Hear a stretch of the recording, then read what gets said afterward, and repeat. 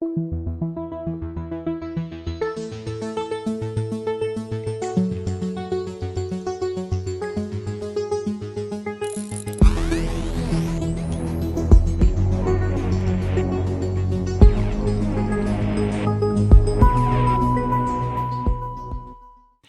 here's the situation regarding, I float back and forth between this horror of COVID-19 and the horror of Donald Trump. And they're all mushed up together. You couldn't have one without the other. There's no way. This is like love and marriage go together like COVID-19 and Trump, right? I mean, they're joined at the hip and the ankle and the shoulder, and we get rid of one, we get rid of the other. We get rid of both of them, and maybe within a couple of years, we can get back to what we saw as normalcy in certain aspects of life in this country. Pause. Sip of River Moon coffee. Okay. So this is Trump's election power play. This rancid filth knows that he was defeated. I don't give a damn how many votes he got in his favor. There were 5 million more that told him to get the hell out of town. So his power play now is to persuade Republican legislators in the various states to do what the voters did not. And that is help this son of a bitch retain power. So his strategy is increasingly focused on persuading these legislators, these Republican swine, these spineless, amoral bastards, Christians all, they're all Christians. You won't find a self-respecting Jew or a Muslim showing up at this goddamn meeting. But the Christians, oh, yes, indeed. But they want him, he wants them to intervene on his behalf in these battleground states. The ones that Biden won. This is a Reuters news agency reporting, and they are using as their sources three sources familiar with the effort. So the orange bastard has now faced a string of losses, 20 or 30 court cases, legal cases thrown out that were challenging the results of the November 3rd election. So now Trump's collection of the most comical, disgusting, rotten lawyers in the history of the world. You have Giuliani, who started melting yesterday. His goddamn head, was that his head? His hair melting. And get your bottom teeth fixed too, you ugly looking bat. Oh my God, Rudy Giuliani, melting. Oh, is that hair dye?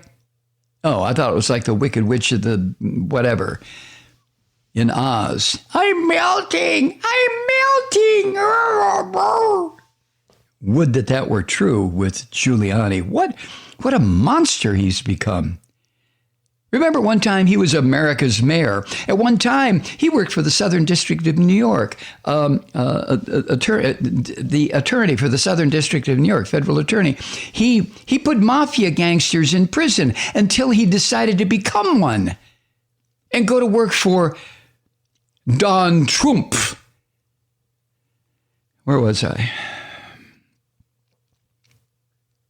So Trump's filthy lawyers are trying to enlist other Republicans, the ones who control legislatures in Michigan and Pennsylvania. And the Speaker of the House in Michigan, he's a Republican Christian named Lee Chatfield. And he has said that the person who wins the most votes will win the electoral votes of his state, where Trump lost by about 200,000 votes. But Mr. Chatfield, good Christian that he is, and Michigan Senate Majority Leader Mike Shirkey, good Christian that he is, met with the orange bastard at the White House today at Trump's demand. That's according to a source in Michigan. A couple of sources reported this to Reuters. And these Two Republicans from Michigan, Chatfield and Shirkey, said they were going to listen and see what Trump had to say. Really? Why? Oh, I know why. Because you are spineless, gutless Republicans. That's why. Oh, you're not Republicans anymore. You're spineless, gutless American fascists. And you will do what your leader says. You guys had plenty of training. I'll bet both of you are Catholic. I'm just betting that both of you are Catholic, or at least one. Let's say both of you are Catholic. And you've been taught your whole life, don't you goddamn dare question higher authority. No, this is not like the military. This is much worse where it concerns chain of command. The chain of command comes from one source, God, and you question that authority and your ass will burn for all eternity. So these guys are well prepared. This is the thing about Christianity. It goes hand in hand with fascism. It's a perfect marriage. Where was I? Here in the U.S., here you go. Basic Electoral Politics 101. Here in the U.S., a candidate becomes president by securing the most so-called electoral votes, not by winning a majority of the national popular vote. And we know why that was set up, don't we, truth seekers? That was to make sure that the coloreds didn't have a chance to have a voice in who was going to be the leader of the country. So the electors, now the electors allotted to the 50 states and D.C.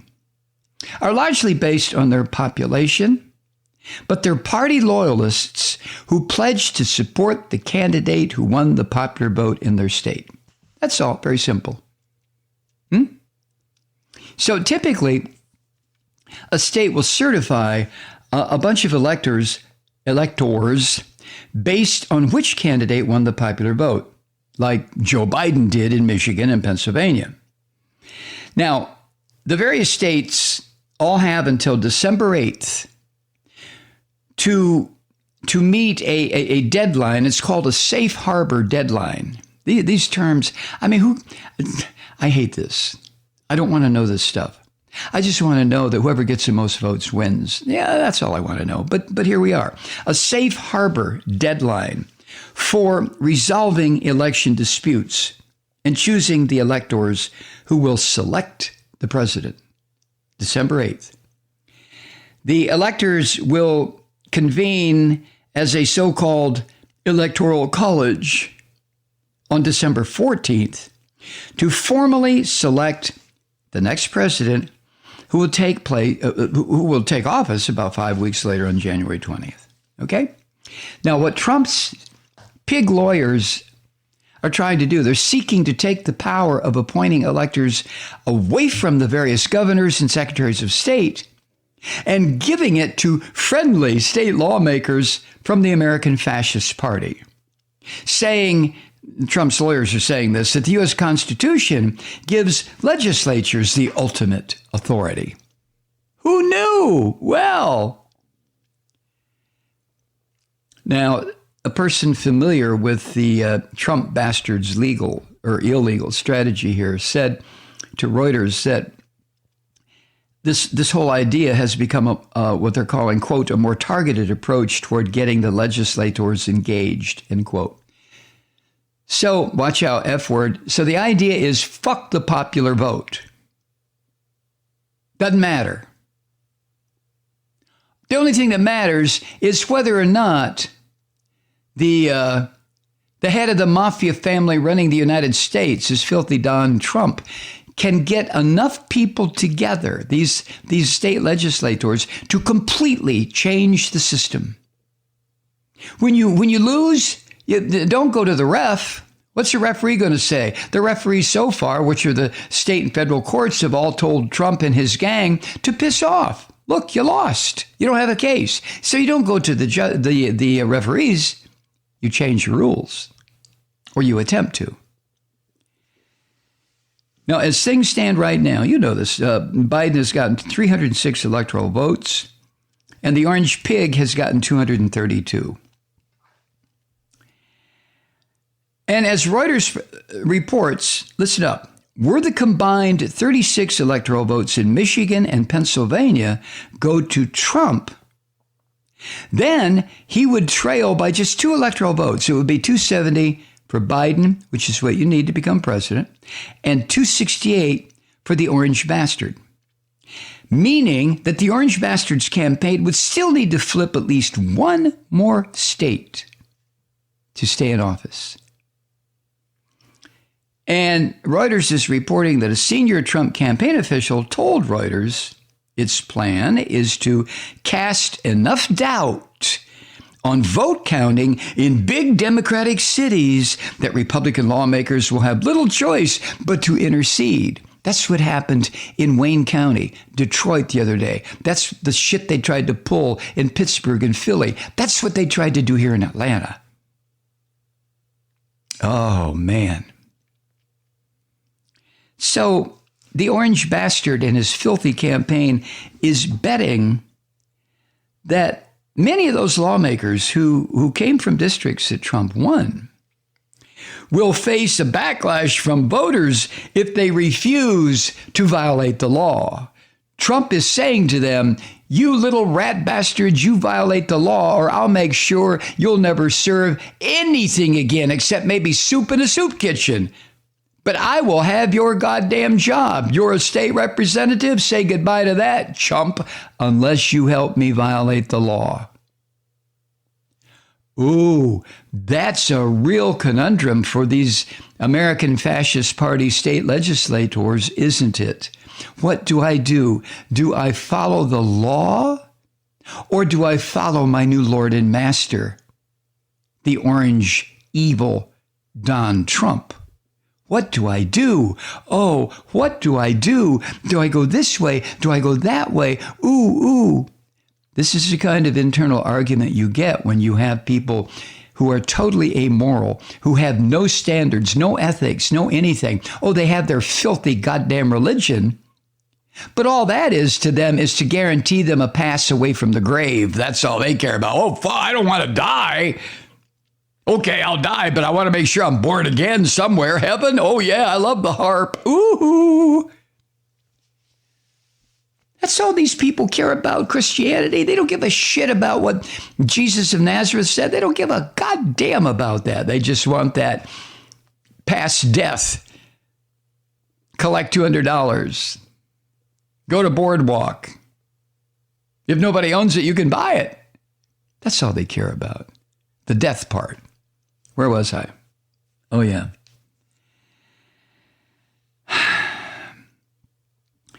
So the Trump pig and his filthy cadre of enforcers, they believe that the longer they can drag this decision on the election out, in their minds, the election's already been decided, but in their minds, the longer they can drag it out, the more they'll have an opportunity to persuade these American Fascist Party state legislatures to come to their senses and support Mr.